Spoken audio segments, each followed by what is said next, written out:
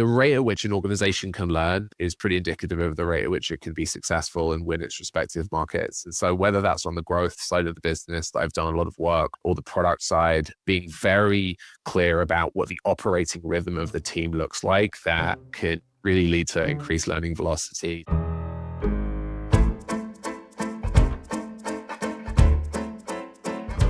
Welcome back to The Room podcast, season 14. Hi, Mads. Hi, Claude. So excited to be here. So excited to be talking about everything that's going on in 2026 in tech. There's so much to discuss. Each season, as you all know, we sit down with some of the most thoughtful, insightful people building on the cutting edge of the startup ecosystem and talk about what it takes for them to build and scale enduring companies. This season, we're diving into the ideas, inflection points, and experiences that have shaped some of today's most impactful companies and the people behind them. From Nextdoor to the Ring founder, we are diving into suites of innovation, from early product decisions to navigating rapid moments of growth to acquisitions, IPO exits, and truly the conversations that offer a window into how great companies are built. And if you enjoyed the conversations, which I think you will, make sure to subscribe so you never miss an episode. And of course, if you want to stay connected, we would love to have you at our community events like our annual Inside Summit. And you can subscribe to our newsletter to learn more at theroompodcast.com. Thank you so much for being a part of the community, and welcome to season 14 of The Room podcast. We used Rippling at my startup Prive, and one thing that really stood out was how much it simplified workflows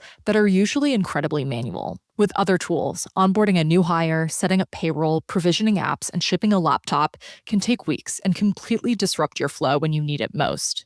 With Rippling, those workflows happen automatically in one place. That's a big deal, especially early on when every hour matters. Over 15,000 startups, including Cursor, Clay, and Sierra, trust Rippling to scale fast without adding additional ops and HR headcount, so founders can keep building. So if you or your startup want to move as quickly as you can and focus on what really matters, like your product and your customers, you need Rippling. Right now, venture-backed startups can get 6 months of Rippling Startup Stack for free. Head to rippling.com/theroom and sign up today. That's rippling.com/THEROOM to sign up for 6 months free today. Focus on what you're building. Leave the rest to Rippling. rippling.com/theroom. Perkins Coie supports the most innovative entrepreneurs and investors in fast-moving and high-growth sectors, addressing their myriad of legal needs. But the firm doesn't just provide end-to-end legal and business counseling to its startup clients. It also facilitates introductions to key advisors and sources of capital. Perkins Coie's interactive website, Startup Percolator, offers access to programs, resources, and rich dynamic content designed to assist entrepreneurs on their startup journey. To learn more, go to startuppercolator.com and PerkinsCoie.com. Welcome back to The Room podcast. I'm Claudia Laurie, and this week we're joined by Alex Halliday, founder and CEO of AirOps, a platform helping companies build AI-powered content workflows and automate complex marketing operations. AirOps sits at the center of a rapidly emerging category, the AI marketing stack. And instead of simply generating text with a single prompt, the platform helps teams orchestrate structured workflows that combine AI models, data integrations, and human review to produce high-quality content at scale. The core insight behind AirOps is deceptively simple. Great AI-generated content doesn't come from a better prompt, it comes from better systems. In this conversation, Alex shares the unlikely journey that led him to that realization, from building viral fan websites as a teenager to becoming the youngest CEO of a publicly traded company in the UK. His career has followed the arc of the internet itself, from early web experimentation to the modern AI era. We talk about the concept of content engineering and why the real challenge with AI isn't generating text, but operationalizing it inside of organizations. Alex also shares why focus matters more than ever in the AI era, how AirOps decided to obsess over marketing teams as their core customer, and why narrowing down your opportunity can actually be the key to building a great company. And beyond product and strategy, we also discuss the emotional reality of founding, why startups rarely move in a straight line, and how learning to manage a reaction to uncertainty is one of the most important skills a founder can develop. And with that, let's open the door This is the Room podcast with Alex Halliday of AirOps. First of all, Alex, thank you so much for joining us in the room today. What a pleasure. Great to be here. Delighted to have you. And we like to start at the beginning with all of our guests. So we're curious, where did you grow up and how has that shaped your view of the world? I grew up in North London. For those who know it well, a place called Muswell Hill. Both my parents were academics. I grew up around a really eclectic group of writers and professors and teachers. And like many kids, I wanted to do the exact opposite of my parents. And so from a very young age was building things, making things, got into computers like as soon as I could when they still had a green screen and the dial-up modem was painfully slow. But I saw that as being my path. I was so drawn to it and it's been my world ever since. So in that vein of early identity, did you always think you were going to become a founder? I saw it really as a path to a sense of freedom professionally, like creation and creating things and having the skills to be able to build and make and ship things. And so I think I didn't really know at that young age what a founder was. And this was before, I won't give away my age entirely, but this was before sort of founder culture and startup culture, I think, had really hit. But I did have this deep sense of wanting to master building products and the web as it was starting to emerge. And I had my first real taste of it around 15 when I had this collection of websites go incredibly viral. And it gave me this taste for what success felt like. And in many ways, you could argue I've been chasing that high ever since because it was just such a moment of having a real identity, something I could be proud of, and something that I think allowed me to show my skills a bit to the world. Let's hone in on those viral links for a second. Is this when you founded SocialGo? So this was long before SocialGo. So I would basically find really big fans of music artists online who were creating forums and collecting news. And I would offer them a mixture of hosting. I would give them some technical support and I would help them with advertising. I would share the advertising royalties with them and ended up building this network of 30 or 40 websites, including I think we had the third most popular Britney Spears fan site. We had like the biggest Buffy the Vampire Slayer website. And we often would outrank all of the official websites and it would start selling ads on them. And this was before ad targeting. So we were selling mortgages and life insurance to 12-year-olds trying to see what was happening in next week's episode of Buffy. So the arbitrage was real. And then ad networks matured. I got some really funny phone calls from network CEOs being like, we're paying you $20,000 a month. And we know this is like completely ridiculous. The music is going to stop pretty soon. But at that age, it was pretty fun, to be honest. Absolutely. There was so much to just build on the internet because there was no order, essentially. Total chaos. And a little bit it was happening today with AI, but we'll get there in a second. How did this evolve then into you becoming the youngest publicly traded company CEO in the UK? That's a funny story. So the advertising golden age that I was occupying came to a very abrupt end in November 2000. So it's a long time ago. I then continued my education. I was still building websites for people. I went to the LSE briefly where my dad was actually head of department, trying to do the academic thing. And then the same day I started a startup. So I moved into my university halls of residence in the South Bank in London and my startup office on the same day in Shoreditch on Rivington Street. And we started building a social networking platform. And this was before Facebook groups had taken off. And the only real competitor we had was Mark Andreessen's startup at the time, which was called Ning. And so we started creating this social networking platform for groups that wanted their own space. And it was similar to kind of what Circle is now, for those familiar. And we bumbled along for a bit, for about a year. And then we found this investor that was really interested in the company. And around that time, things really took off for us.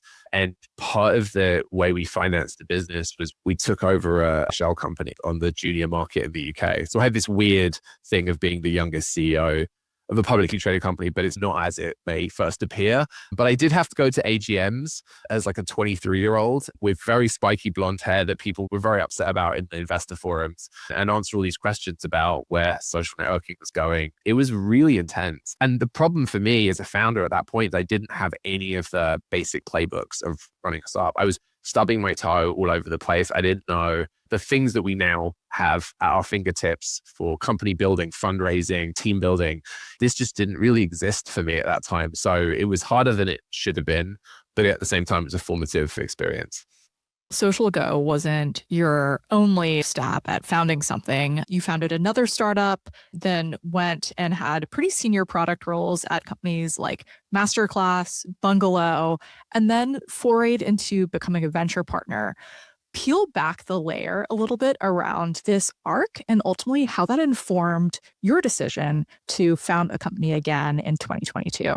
For me, the SocialGo experience was 5 years, very intense. And after that point, I got really clear that I wanted to be around the smartest people I possibly could as a next step, which I actually wish I'd done first, but no do-overs. And so I decided to start a new company in the legal tech space. And at the same time, formed some relationships with venture investors in San Francisco who were visiting in London. There was a lot of Silicon Valley comes to the UK and these kinds of programs. But we actually flew the team out for the legal startup to San Francisco and ended up getting a term sheet from Founders Fund contingent on me moving to San Francisco. And the Founders Fund were like, you can't start a serious company in the UK. Like, you have to come to San Francisco for a bit and get immersed in this culture. And so I came initially on a tourist visa, doing my 90-day visa runs. And my co-founder and I got a co-working space in Soma, as you do, hung out at the Creamery, which was all the rage back then. It ended up not being a good fit for me, actually. And this is one of the lessons you learn as a founder, which is the idea of kind of founder market fit and which opportunities fit you like a glove and you just thrive in, and others which I think are much more challenging. And this was one where I spent 6 to 9 months on it. And I think it wasn't great for me personally, but I really loved being in this environment of San Francisco. And I think those years of 2013 to 2017, San Francisco were just incredible. And I don't know if we'll ever see anything quite like it again. Obviously, AI is now reinvigorating the city. But back then, I feel like you'd run into every single name in venture and startups just at the local Blue Bottle. And there were lots of sort of small dinners where you would get exposure to these incredibly smart people. And so I felt very much at my core that this is where I wanted to be. And it was where I would get the best sense of what good really looked like and the kinds of playbooks and things that I could then take forward in my career.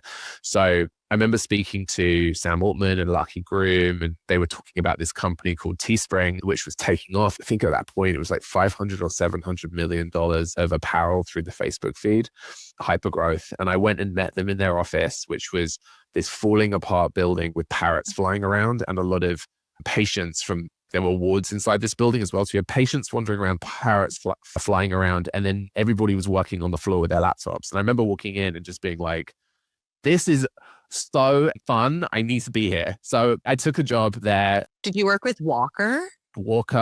Jack Altman sat next to me. So he was like the personality pillar of the company. And Art Levy, who now runs Brex, like BD. And then the numeral guy, Sam. It's basically like this really interesting little group there. That's so funny. We backed Fourth Wall, Walker's next company, at my last firm. Yeah, it was a crazy time. I think at that point, they were the third fastest growing e-commerce platform of all time behind eBay and Amazon. They were also a cautionary tale, a bit like Zynga, a single channel risk, which we can definitely dive into. And then it started this run of 3 very different companies that I got to be part of through their Series A to DE runs. What do you think were the 1 or 2 key lessons learned from your time operating, seeing kind of hyper growth in many different industries, and how that ultimately informed you now as a founder of AirOps? It was like 9 years or something all in. There's probably some books to be written on the lessons. I think one thing is designing for learning velocity in these teams, because especially when things are changing quickly, which back then we thought we knew what that meant, and now we're being shown that it's all going even faster. But I think the rate at which an organization can learn is pretty indicative of the rate at which it can be successful and win its respective markets. And so whether that's on the growth side of the business that I've done a lot of work, or the product side, being very clear about what the operating rhythm of the team looks like, that could really lead to increased learning velocity. So whether that's experimentation volume or prototyping or contact with customer, really just looking at a month of progress and understanding how much did we deepen our understanding of this opportunity is a good measure of success. So I think that takes a lot of thoughtful design and instrumentation and culture setting. So that would be one that I would definitely take forward in anything I do. Well, you definitely employed that with AirOps. Digging in a bit, you founded AirOps in early 2022 with Matt Hamill and Bernard Gonzalez, nearly a year before ChatGPT was launched. An interesting time. The company actually started in the data space, not in AI content. What was the original insight? What was the aha moment? And then what did you learn that made you pivot into AI-powered content workflows? We at Bungalow had an incredibly large set of frontline teams that spent all of their time on a Sunday night sending CSVs around to each other just to try and get reporting in order, deck creation. I remember sitting there with Matt and we were like, this is insane. There's got to be a better way than this. The first thread we started to pull, knowing full well, by the way, that we might pivot, but we were like, okay, let's explore this for a bit and see where it goes, was could we create a authoritative library of data assets that frontline teams can use? Can they use them in the tools that they want to kind of report on, operate their frontline teams from? And that looked like Google Sheets, Slides, Coda, Notion. Can we bring these data assets, give them to teams, let them just operate faster off of great data? That was where we started. And inside of that product was this workflow tool that we built, which was like, hey, connect nodes together and you can have different steps, functions. And our first foray into LLMs pre-ChatGPT was having LLM steps in there. So you could use DaVinci 3 and all these like very rudimentary models, but they were magical. And as we started to develop and pull the thread on that, I had this moment where I didn't sleep for 3 days. I remember I was using the models for a mixture of SQL generation and other tasks. And I was just like, this is just melting my brain. Specifically, I saw the laws of physics that govern software melting down in front of me. I just started thinking, this is the biggest technology shift of my lifetime in front of my eyes. And so I was in New Orleans at the time and I told Matt, I was like, we have to lean into this. The first 6 months of that looked like experimenting all over the place. We had Harvard Education building workflows on the platform for teaching their students. We had all sorts of crazy use cases, but there was this one white hot center of usage, which were these technical CMOs that would build on AirOps nights and weekends. They would do crazy things. We would think that writing an article is like a 5-step workflow. They would make something that's 100 steps because they're so opinionated, so high taste. And ultimately, as ChatGPT launched and we saw the application layer just balloon of all of these businesses cropping up, I remember feeling like if we're horizontal, we are going to disappear into oblivion. We have to pick a customer that we're excited to obsess about, build with, partner with, talk to every single day. And these marketers were amazingly creative and they were so willing to contribute to our business and our vision that I was just very excited to pick them. It felt too narrow at the time, but when the pie is expanding, these things that feel really narrow at any one time become 100 million, 500 million ARR businesses as the pie expands. And it was a story that repeated itself multiple times because every time we down selected and focused, the business accelerated. Wow. By the way, I used you guys at Harvard. I was at HBS last year and I took a class on AI. And it's so funny because at the beginning of the hour, I said I was playing around with it more for the podcast this morning. And the workflow looked so similar. I was like, I swear, I don't know if I've been in this tool before. And then I totally have. Yeah, we still have a few folks like that hanging around, but I think the combination of the logo flywheel, the proof points, and getting really deep in a high economic value use case as fast as you can when there's all this noise around is just such a shortcut to growth. But what you're really talking about here, which is the big aha behind AirOps, is what is content engineering in the age of AI? And this is really the idea that great content requires sometimes 50 to 100 step workflows, not just better prompts. Tell us a little bit more about what gave you conviction that the future wasn't just better models at a time where everyone's building on models and trying to improve models, but really better implementation layers on top of them. The big gap between a model can do a thing and a model can do a thing to the level that you are happy as a brand to put your stamp of approval and publish it is about 100 times wider than most people realize. And this was an insight that we got very early on working with high taste brands to use our platform. And we were humbled, honestly, at the beginning of the complexities and intricacies of real organizations, real brands with a lot of constraints, a lot of nuance, a lot of complexity. And so we were very early in this mini FDE model of like really pairing with brands to understand their realities and how we get these models from like, that's really cool to that's really valuable. Content engineering has emerged as a response to this increasing need for accurate, up-to-date content in organizations that are mature and have high taste bars. And one of the slightly, I think, underappreciated effects of AI search and ChatGPT is that these models and experiences give consumers information synthesis superpowers. Like my attention span for buying a headset for long haul flights used to be 30 seconds. And now it's 2 or 3 hours of equivalent attention from the models as they go and synthesize what's out there on the web. And that means that the quality, precision, authority, and freshness of that content has never been more important. But the existing way of working of like, hey, we're going to refresh 5 blogs this month, guys, it just isn't sufficient to really help modern brands keep up with this insatiable appetite for content and specificity. And so content engineering is emerging as this like really important MVP in the modern marketing org to be able to address that, get to scale with AI content with humans in the loop along the way, but with the precision that actually adds something to the conversation, is informing the consumer and ultimately persuading the agents. And so originally this was very oriented around traditional search. And then about 13 months ago, AI search just was a rocket booster to this narrative. And it's become just this incredible trend that we're a part of and hopefully leading. You've mentioned there's a lot of high taste brands doing some pretty complex things. Maybe since the last 13 months, what is the craziest use case you've seen one of your customers employ? I've got a good one. So I actually can't mention the specific company, unfortunately, but we had a company that wanted to do like usage guides for their API.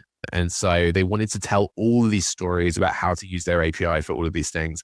And that's like common for us, right? It's like, how do you get to the long tail of use cases, blend things like social proof and other customer proof points with use case guides, screenshots, like that kind of thing is like a very common AirOps use case. But what made this interesting is they actually wanted to have valid code in the actual articles that people could copy paste. And so we had to build a agent that would be able to test the code that it was proposing for various use cases before it went into the article. And that's like an example of something that's like, if you ask the average person, can ChatGPT write a blog post? You're like, of course, like, why'd you need a content engineering platform? Hello, like it's 2026. But then the real value is actually just out of reach for one reason or another. And that's where marketers come to us with these like, we love it when it's a little impossible. We're like, oh gosh, right, we actually need to validate the code runs and we need to run linters and other things on it. And let's build that into a content engineering workflow. But that's what makes the job interesting. So that would be one example. It's nice to see when you take a step back and actually focus a product on a niche, you actually almost create like more abundance in use cases. And clearly that's resonating with the capital markets. You've gone on to raise north of 60 million to date, which was most recently led a Series B by Greylock at a $225 million valuation. So first of all, congratulations on those milestones. Thank you. We are curious though, who was the first person to say yes to investing in you and AirOps?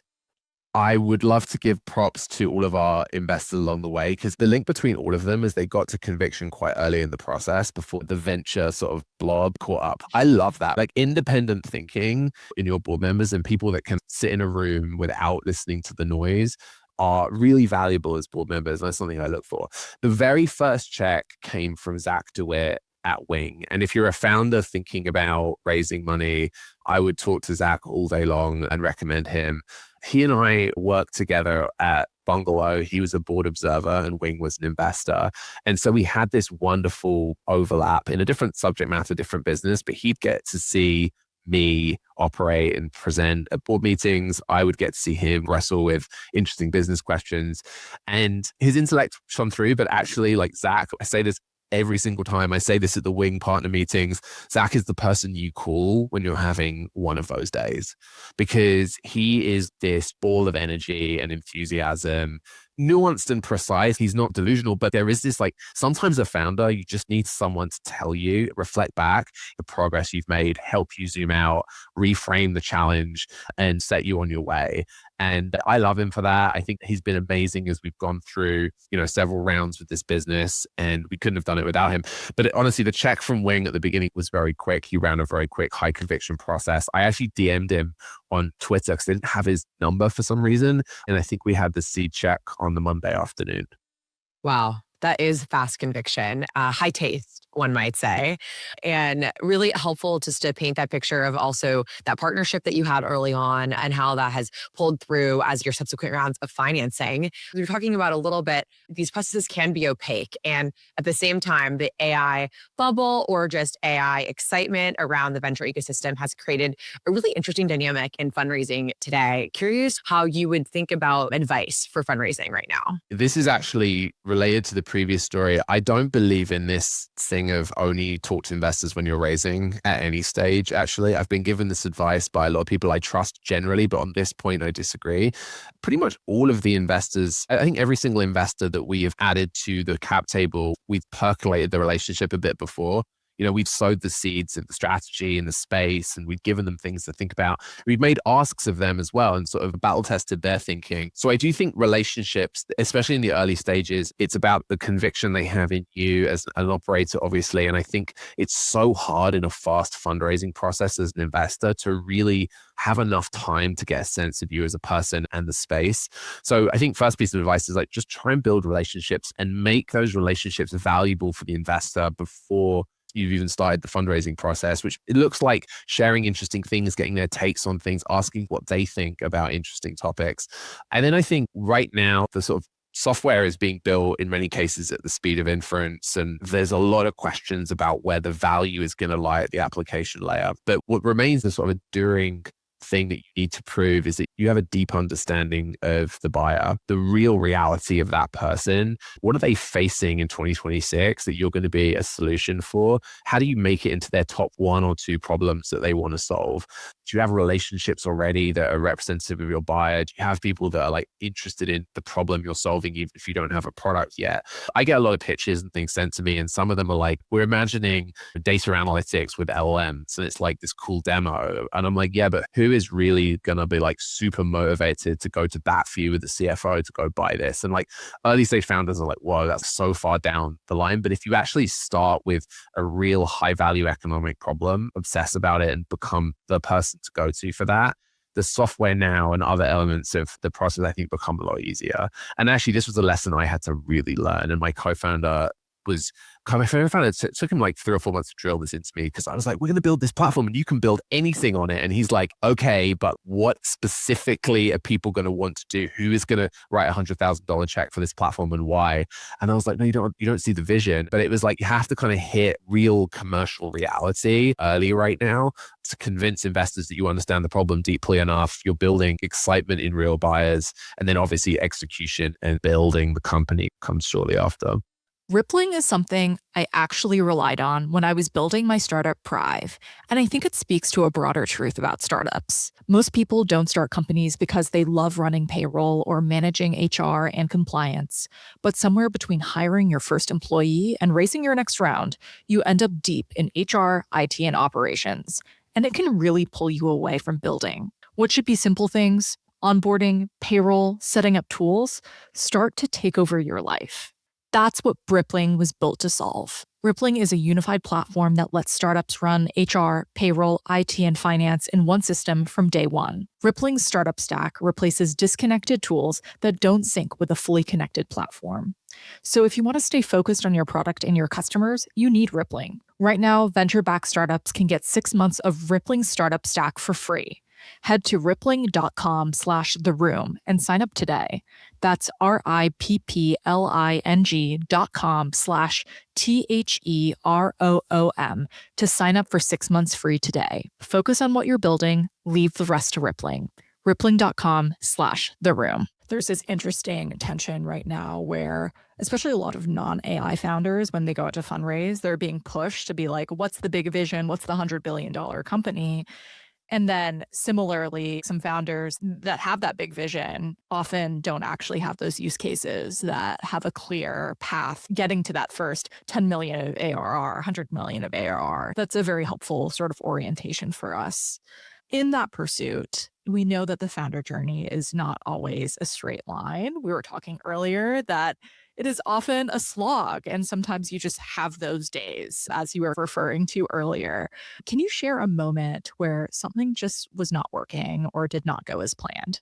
In the last 20 years of doing this, I think most of the time things are not working quite as you want. Probably 70% of the time, a days show up and there's an element of a customer is churning or something, or a competitor launches something. One of the most important things as a founder is to reduce how reactive you are emotionally to things that happen. It's very easy to be on the core, I think we say now, building a company and to not value all the opportunity that's existing in this disruption and only focus on the things that are going wrong. But you have to take it as the whole picture. Like, we are all dealing with one of the biggest shifts in knowledge work and software of our lifetimes, and preparing your mindset for a lot of curveballs, a lot of disruption, a lot of things, a lot of magic that we can take advantage of along the way, I think is really important. I think for me, like early last year, we were being a little bit unclear with our customer what our posture was towards AI search as this mega trend. Our view is like, you can come and use the platform for whatever you want in content. Marketing teams will figure it out. And I think that was in a world where there was a lot of competitors who were speaking directly to that urgent problem. Like, we weren't resonating. Deals were not closing as fast as we'd wanted. And there was a few weeks of real heartache around that. Then what we tend to do is write memos internally of like different directions we could take and try and sell it as a clear, coherent, articulated direction. We ran that process for this, and I think it tipped us all into high conviction mode that talking to AI search and helping that to get adoption of AirOps, pioneer content engineering and more would unlock the business. And when we did that, we had our biggest quarter ever by a factor of 4 and things took off. But I do always think the really hard periods tend to be followed by a breakthrough. Now I'm like, oh, this really sucks. But I feel like it's this energy building for us to then make some very clear, decisive actions. I genuinely don't worry about them anymore as much. He says. Yeah, he says quietly to himself in the corner. Exactly.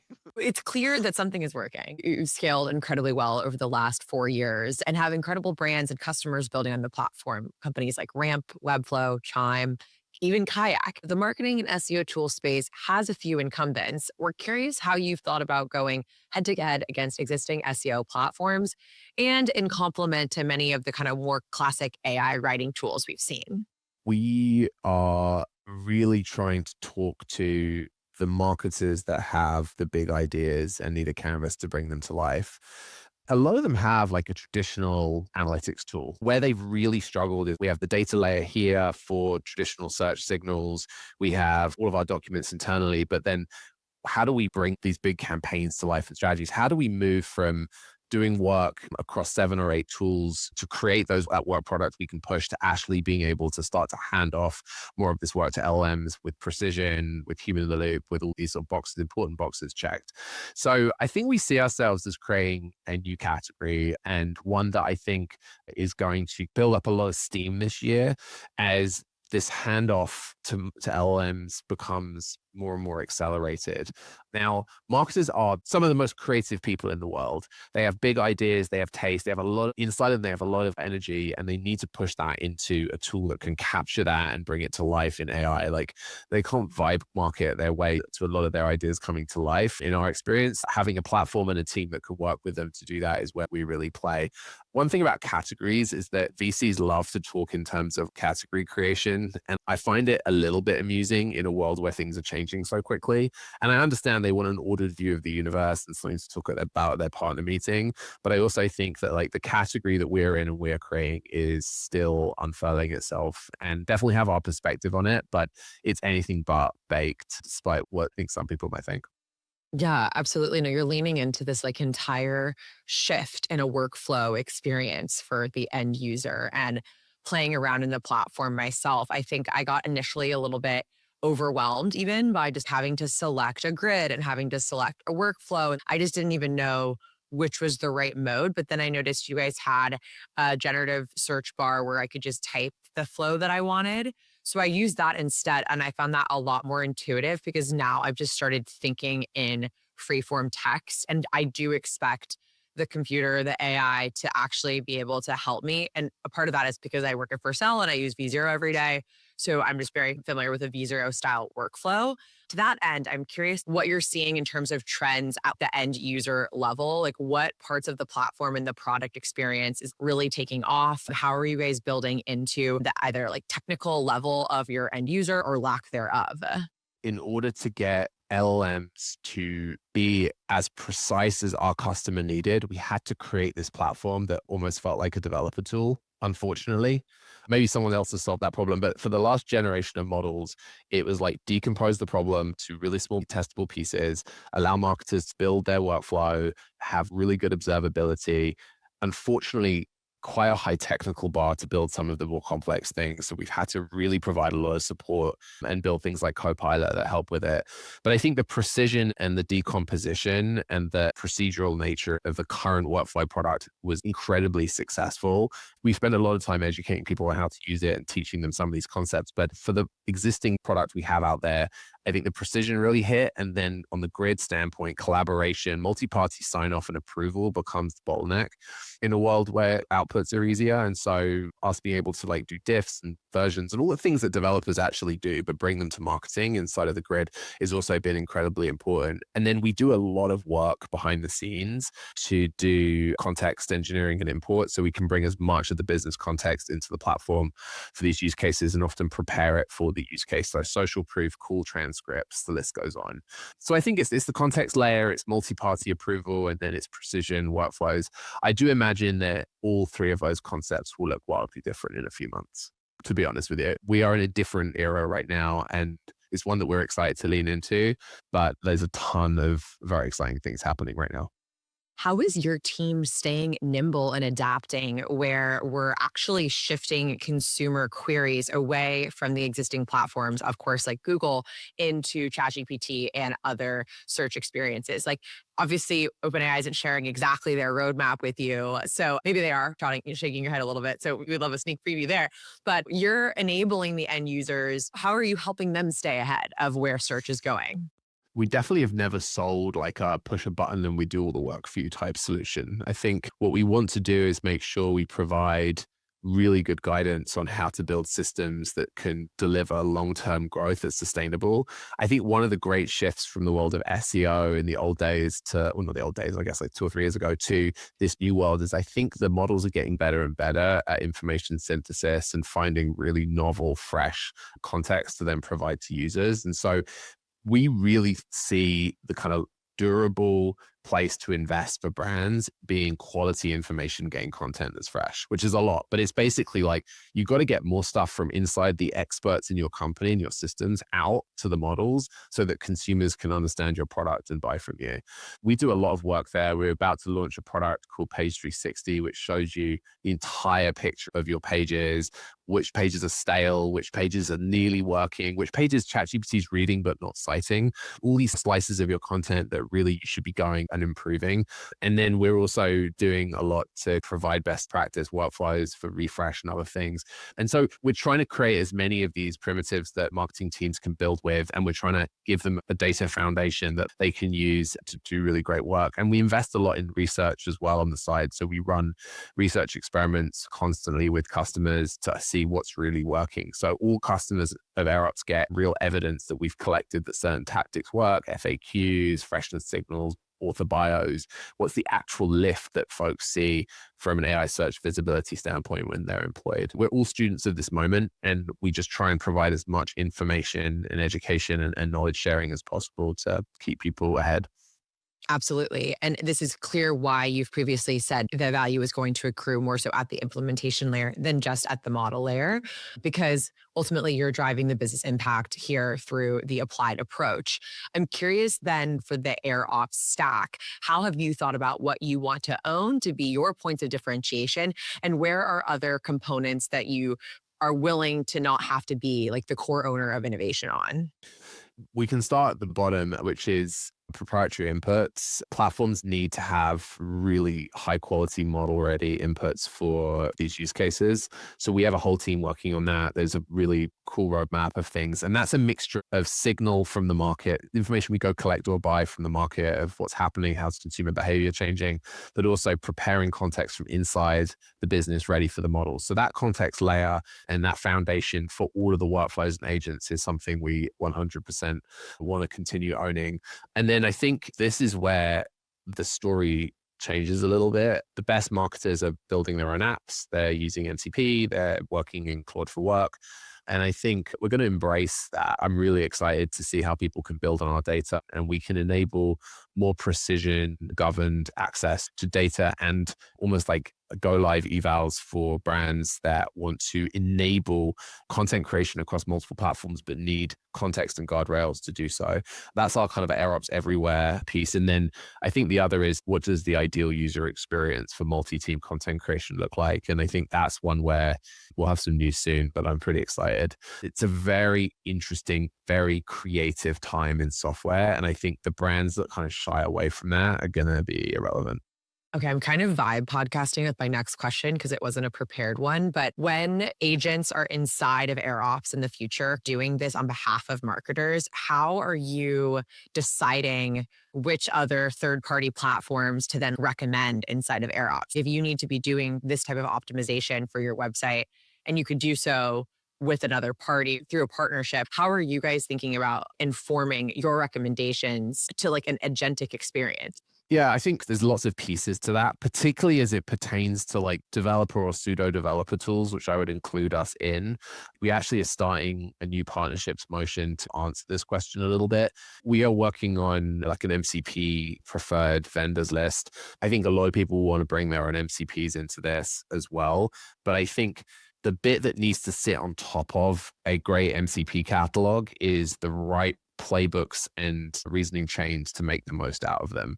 So I think that's a core asset of any agent runtime, which is to understand the best way to leverage MCPs for specific use cases. And that will be a foundation for recommendation for us. So I'm slightly vibe road mapping now, but I think that's definitely going to be important. MCP is something which I think is a little bit misunderstood right now. It's seen as this like connector where you can pull information, but if you look at the roadmap, it's actually got some really ambitious features that they want to add for longer and longer running processes. And so I actually think there's a world where MCPs become like the primary accessor for platforms for much more complex, longer running projects than what we see today, where it's like go fetch a Notion doc or a linear ticket. So this is all unfurling, right? I don't have all the answers, but I definitely think that the kind of connector ecosystem around your platform, the discovery of that and how you make sure those connectors are used in ways that drive real economic value is like one of the most interesting questions in software right now. I absolutely agree. We'll have to do a special on model context protocol and diving in a little bit deeper. In that vein of actually serving the end customer as this optimized AI-driven efficiency continues to occur, how do you simultaneously preserve brand voice, authority, and trust for the end buyer?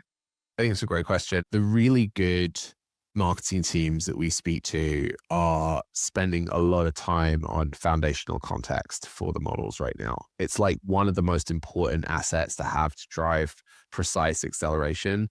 Otherwise, you're just like blurting out stuff, right? No one wants that. So I think the first thing is like, let's be really clear on what good looks like. And you'd be surprised at how many brands do not agree on this internally. But definitely getting to what does good look like? How do we sound? What's our speaking voice? What's our different product lines? What's the positioning of our products? It's a bit like when you bring in something like a DBT into a growing company and you suddenly have to agree on what all the metric definitions are because you're starting to codify them. Marketing teams are now starting to bring agents in to do more and more work, and they have to agree on all of these things that roll up to their brand and the perception of their brand. So I think that's one. And then the second is really making sure that you're very aware of information gain and the information gain strategy around content. How are you adding to the enormity of information out there?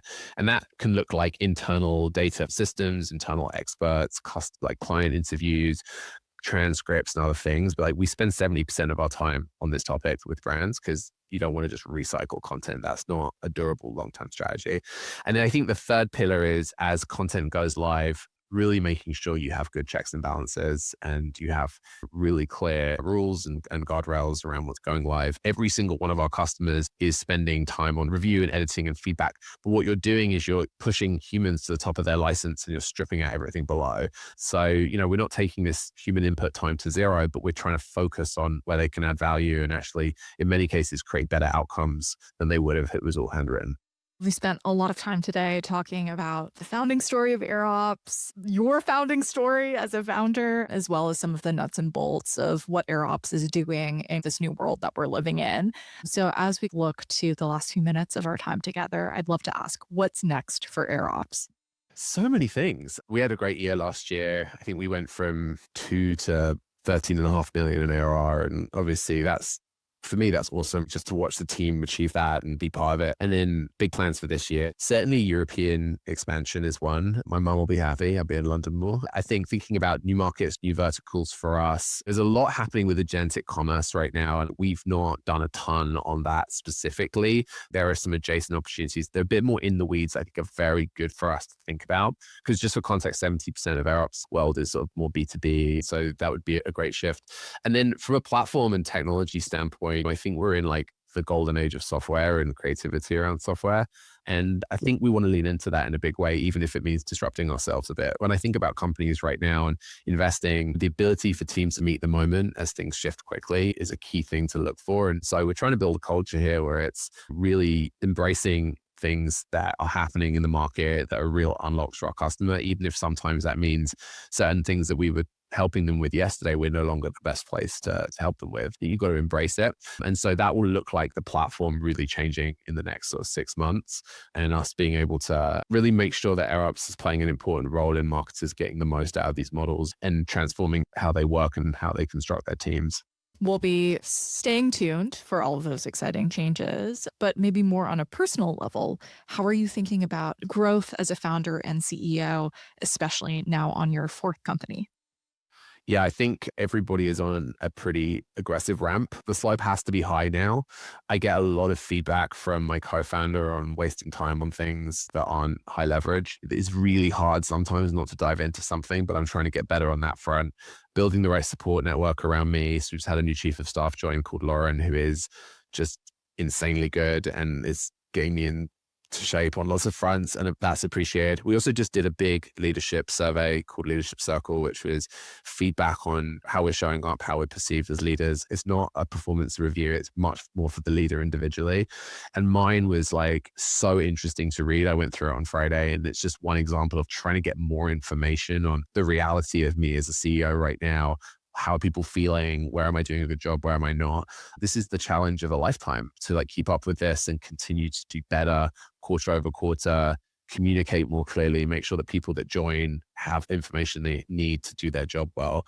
It's my life right now. And it's a big, scary hill some days, and other days it's just like magical and amazing. So totally. Thank you for sharing that. Okay, so we have a couple minutes left. We're going to ask our hero question for the podcast. Who is a woman in your life that has had a profound impact on you and your career?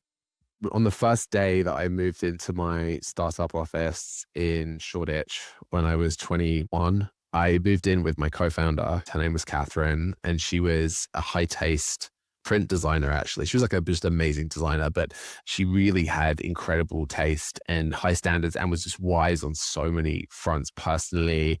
And we got to sit next to each other every single day we were building the company. And she was like maybe 8 years older than me, but she taught me so much about myself, but also taste and design and how to relate to other people. And I had I just look back and I knew nothing on so many of those fronts. And I think she definitely gave me a great toolbox to use in life. And we're still very close. Yeah, it would be Catherine, my first co-founder.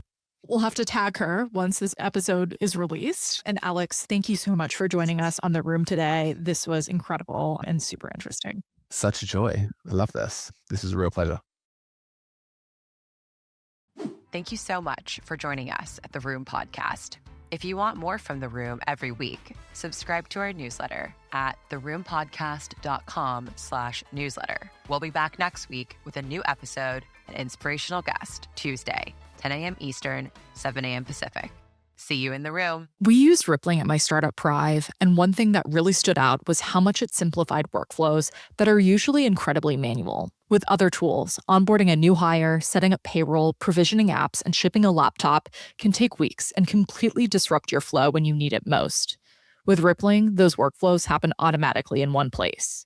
That's a big deal, especially early on when every hour matters. Over 15,000 startups, including Cursor, Clay, and Sierra, trust Rippling to scale fast without adding additional ops and HR headcount, so founders can keep building. So if you or your startup want to move as quickly as you can and focus on what really matters, like your product and your customers, you need Rippling. Right now, venture-backed startups can get 6 months of Rippling's startup stack for free. Head to rippling.com/theroom and sign up today. That's rippling.com/THEROOM to sign up for 6 months free today. Focus on what you're building. Leave the rest to Rippling. rippling.com/theroom. Perkins Coie supports the most innovative entrepreneurs and investors in fast-moving and high-growth sectors, addressing their myriad of legal needs. But the firm doesn't just provide end-to-end legal and business counseling to its startup clients. It also facilitates introductions to key advisors and sources of capital. Perkins Coie's interactive website, Startup Percolator, offers access to programs, resources, and rich dynamic content designed to assist entrepreneurs on their startup journey. To learn more, go to startuppercolator.com and Perkins Coie, COIE.com.